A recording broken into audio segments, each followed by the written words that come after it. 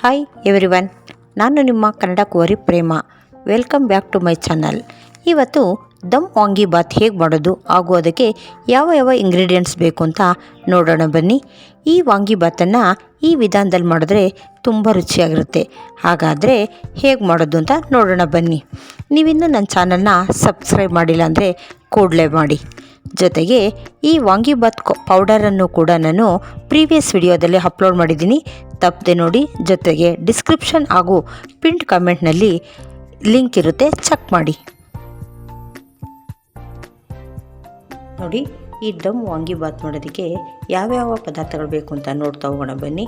ಮೊದಲಿಗೆ ಕ್ಯಾಪ್ಸಿಕಮು, ಈರುಳ್ಳಿ, ಟೊಮೊಟೊ, ಕೊತ್ತಂಬರಿ, ಕರಿಬೇವು, ಪುದೀನ, ಜೊತೆಗೆ ಬದನೆಕಾಯಿ. ಒಗ್ಗರಣೆಗೆ ಎಣ್ಣೆ, ಸಾಸಿವೆ, ಕಸ್ತೂರಿ ಮೇಥಿ, ಸ್ವಲ್ಪ ಅರಿಶಿಣ, ಜೊತೆಗೆ ವಾಂಗಿಬಾತ್ ಪೌಡರು.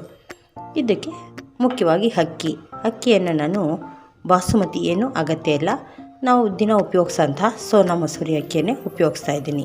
ಇಷ್ಟು ಪದಾರ್ಥಗಳನ್ನ ಉಪಯೋಗಿಸ್ಕೊಂಡು ಯಾವ ರೀತಿಯಾಗಿ ಮಾಡೋದು ಅಂತ ನೋಡೋಣ ಬನ್ನಿ.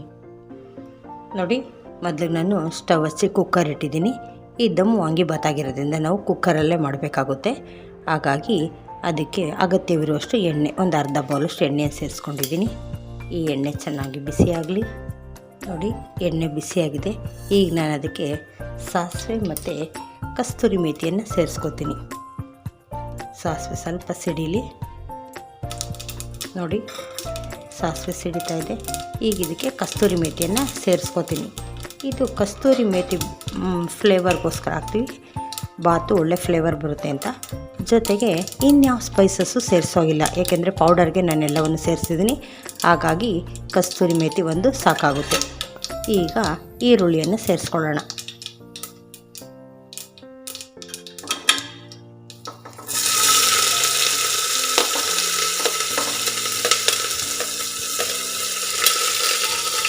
ಈರುಳ್ಳಿ 1 ನಿಮಿಷಗಳ ಕಾಲ ಫ್ರೈ ಮಾಡ್ಕೊಳ್ಳೋಣ.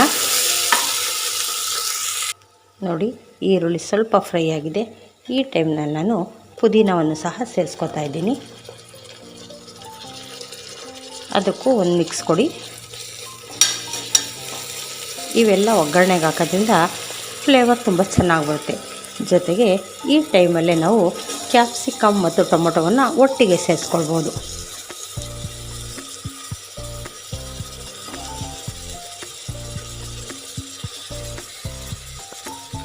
ಒಟ್ಟಿಗೆ ಸೇರಿಸ್ಕೊಂಡು ಇದನ್ನು 1 ನಿಮಿಷಗಳ ಕಾಲ ಎಣ್ಣೆ ಜೊತೆ ಫ್ರೈ ಮಾಡ್ಕೊಳ್ಳೋಣ.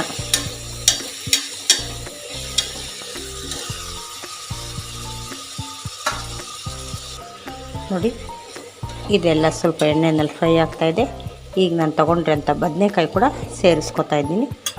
ಎಲ್ಲವನ್ನು 1 ರೌಂಡ್ ಫ್ರೈ ಮಾಡ್ಕೊಳ್ಳೋಣ.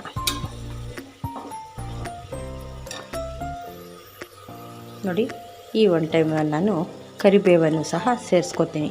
ಎಣ್ಣೆ ಜೊತೆಲಿ ಹಾಕಿದ್ರೆ ಹಸಿಯಾಗಿರೋದ್ರಿಂದ ಸಿಡಿಯುತ್ತೆ, ಆಮೇಲೆ ಒಗ್ಗರಣೆಯಲ್ಲಿ ಹಾಕಿದ್ರೆ ಸರಿ ಹೋಗುತ್ತೆ.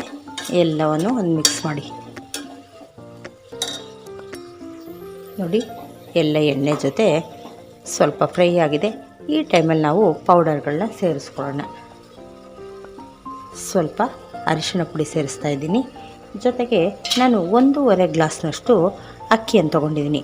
1.5 ಗ್ಲಾಸ್ಗೆ ಈ ಟೀ ಸ್ಪೂನಲ್ಲಿ 3 ಸ್ಪೂನಷ್ಟು ಪೌಡರ್ ಆದರೆ ಸಾಕಾಗುತ್ತೆ. ನೋಡಿಕೊಂಡು ಪುಡಿನ ಸೇರಿಸ್ಕೊಳ್ಳಿ. 3 ಸ್ಪೂನ್ ಪೌಡರ್ನ ಹಾಕಿ ಈಗ ಎಲ್ಲವನ್ನು ಒಂದು ಮಿಕ್ಸ್ ಕೊಡೋಣ.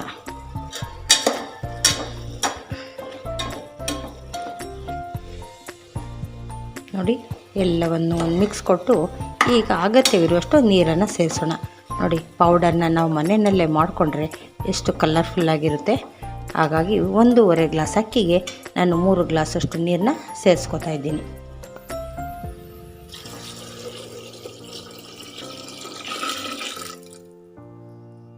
ಈಗ ನಾವು ನೀರು ಸೇರಿಸಿದ ಮೇಲೆ ಈ ನೀರು ಚೆನ್ನಾಗಿ ಮಳ್ಳಬೇಕು. ಆ ಕುದಿ ಬಂದಮೇಲೆ ನಾವು ರೈಸನ್ನು ಸೇರಿಸ್ಬೇಕಾಗುತ್ತೆ. ಅಲ್ಲಿನವರೆಗೂ ಇದನ್ನು 2 ನಿಮಿಷ ಕುದಿಯೋದಕ್ಕೆ ಬಿಡೋಣ. ನೋಡಿ, ನೀರು ಚೆನ್ನಾಗಿ ಕುದೀತಾ ಇದೆ. ಇಂಥ ಟೈಮಲ್ಲಿ ನಾವು ಅಕ್ಕಿಯನ್ನು ಸೇರಿಸ್ಕೋಬೇಕಾಗುತ್ತೆ.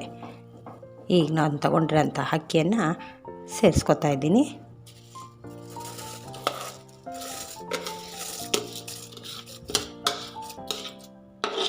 ಈ ಅಕ್ಕಿ ಸೇರಿಸಿದ ಮೇಲೂ ಅಷ್ಟೇ ನಾವು ತಕ್ಷಣ ಕ್ಯಾಪ್ ಕ್ಲೋಸ್ ಮಾಡಬಾರ್ದು. ಇದು ಚೆನ್ನಾಗಿ ಕುದಿಬೇಕು. ಮತ್ತು ಆ ಕುದ್ದ ಮೇಲೆ ಮಸಾಲ ಜೊತೆಯಲ್ಲಿ ರೈಸ್ ಎಲ್ಲ ಮಿಕ್ಸ್ ಆದರೆ ಅದು ಒಳ್ಳೆ ಟೇಸ್ಟ್ ಕೊಡುತ್ತೆ. ಹಾಗಾಗಿ ಒಂದು 2 ನಿಮಿಷ ಕುದಿಯೋದಕ್ಕೆ ಬಿಡೋಣ, ಆಮೇಲೆ ಕ್ಯಾಪ್ ಕ್ಲೋಸ್ ಮಾಡೋಣ. ನೋಡಿ ಈಗ ಚೆನ್ನಾಗಿ ಕುದೀತಾ ಇದೆ. ಈ ಒಂದು ಟೈಮಲ್ಲಿ ನಾನು ಕೊಬ್ಬರಿಯನ್ನು ಹೇಳೋದು ಮರ್ತಿದ್ದೆ. ಒಂದು 2 ಸ್ಪೂನಷ್ಟು ಒಣ ಕೊಬ್ಬರಿಯನ್ನು ಸೇರಿಸ್ಕೊಳ್ಬೇಕಾಗುತ್ತೆ. ಸೇರಿಸ್ಕೊಳ್ಳಿ. ಜೊತೆಗೆ ಸ್ವಲ್ಪ ಕೊತ್ತಂಬರಿ, ರುಚಿಗೆ ತಕ್ಕಷ್ಟು ಉಪ್ಪನ್ನು ಸೇರಿಸಿ ನಾವು ಕ್ಯಾಪ್ ಕ್ಲೋಸ್ ಮಾಡೋಣ. ನೋಡಿ ಈ ರೀತಿ ಚೆನ್ನಾಗಿ ಕುದಿಬೇಕು. ನಿಮ್ಮ ರುಚಿಗೆ ತಕ್ಕಷ್ಟು ಉಪ್ಪನ್ನು ಸೇರಿಸ್ಕೊಳ್ಳಿ. ನೋಡಿ ಕೊಬ್ಬರಿ, ಕೊತ್ತಂಬರಿ, ಉಪ್ಪು ಎಲ್ಲವನ್ನು ಸೇರಿಸಿದ ಮೇಲೆ 1-2 ಸ್ಪೂನ್ ತುಪ್ಪವನ್ನು ಮೇಲೆ ಹಾಕಿದ್ರೆ ಇದಕ್ಕೆ ಒಳ್ಳೆ ಟೇಸ್ಟ್ ಬರುತ್ತೆ. ಹಾಗಾಗಿ ಎಲ್ಲವನ್ನು ಸೇರಿಸಿ ಒಳ್ಳೆಯದೊಂದು ಮಿಕ್ಸ್ ಕೊಟ್ಟು ಕ್ಯಾಪ್ ಕ್ಲೋಸ್ ಮಾಡಿ 2 ವಿಸಿಲ್ ತೊಗೊಳ್ಳೋಣ. ನಾವು ಸಪ್ರೇಟಾಗಿ ಪೌಡರನ್ನ ಗೊಜ್ಜು ಮಾಡ್ಕೊಂಡು ಮಿಕ್ಸ್ ಮಾಡ್ಬೋದು, ಆದರೆ ಅದೇ ಬೇರೆ ಟೇಸ್ಟ್ ಕೊಡುತ್ತೆ. ಈ ರೀತಿ ಒಟ್ಟಿಗೆ ದಮ್ ಕಟ್ ಮಾಡಿದ್ರೆ ಇದು ತುಂಬ ಮದುವೆ ಮನೆ, ಹೋಟೆಲ್ಗಳಲ್ಲಿ ತಿಂತೀವಲ್ಲ ಆ ರೀತಿಯಾಗಿರುತ್ತೆ. ಹಾಗಾಗಿ ಮನೆಯಲ್ಲೇ ಪೌಡರ್ ಮಾಡ್ಕೊಂಡು ಮಾಡಿದ್ರೆ ಇದ್ರ ರುಚಿ ತುಂಬಾ ಚೆನ್ನಾಗಿರುತ್ತೆ. ಹಾಗಾಗಿ ನಾನಿವತ್ತು ಪೌಡರ್ನ ಮತ್ತು ಇದನ್ನ ಎರಡನ್ನೂ ಅಪ್ಲೋಡ್ ಮಾಡಿರ್ತೀನಿ. ಒಮ್ಮೆ ಪೌಡರ್ನು ಹೇಗೆ ಮಾಡೋದು ಅಂತ ಚೆಕ್ ಮಾಡಿ. ನೋಡಿ ನಾನೀಗ 2 ವಿಸಿಲ್ನ ತಗೋತೀನಿ. ಅಲ್ಲಿನವರೆಗೂ ವೆಯ್ಟ್ ಮಾಡೋಣ. ನೋಡಿ ಈಗ 2 ವಿಸಿಲ್ ಆಗಿದೆ. ನಾವು ಕುಕ್ಕರ್ ಓಪನ್ ಮಾಡಿ ನೋಡ್ಕೊಳ್ಳೋಣ.